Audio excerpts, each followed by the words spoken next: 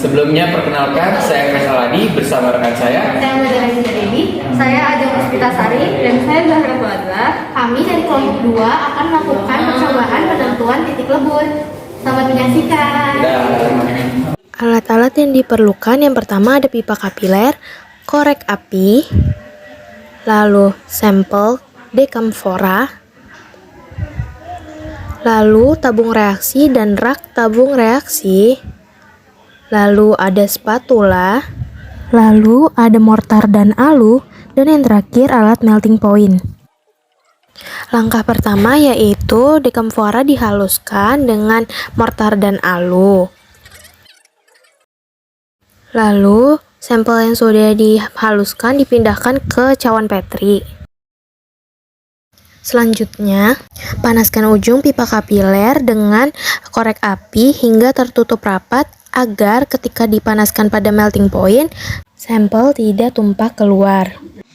Masukkan sedikit demi sedikit padatan dekamfora yang telah dihaluskan melalui ujung pipa kapiler sebelahnya yang masih terbuka. Mampatkan dekamfora yang telah masuk ke dalam pipa kapiler dengan cara membalikannya dan mengetuk-ngetuk pipa kapiler tersebut hingga diperoleh kolom plus minus 0,5 cm. Masukkan pipa kapiler ke dalam alat melting point, lalu diatur laju pemanasannya sekitar 10 derajat Celcius per menit, dan ketika mencapai suhu 110 derajat hingga 115 derajat, pemanasan diatur kembali hingga kenaikannya sekitar 1 derajat Celcius per menit. Pertama-tama, timbang dengan teliti 50 mg atau 0,05 gram sampel yang telah disediakan. Kemudian, masukkan ke dalam tabung reaksi yang telah kering dan bersih.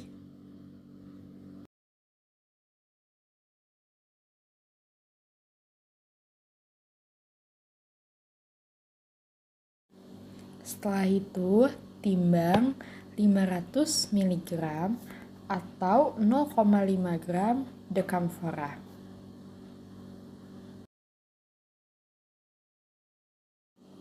Selanjutnya, masukkan dekamfora yang telah ditimbang ke dalam tabung reaksi yang telah berisi sampel 0,05 gram yang pertama kita timbang tadi.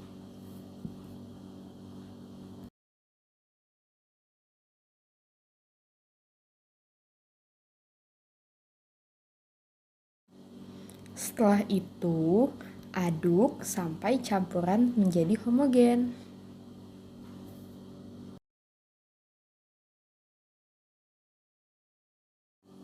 Selanjutnya, panaskan tabung reaksi tersebut dengan perlahan-lahan menggunakan api kecil sampai terjadi peleburan atau terjadi dispersi padat.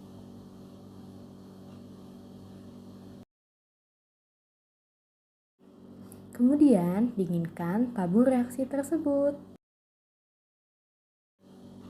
Setelah didinginkan, keluarkan campuran sampel dan dekamfora tersebut dengan spatula logam.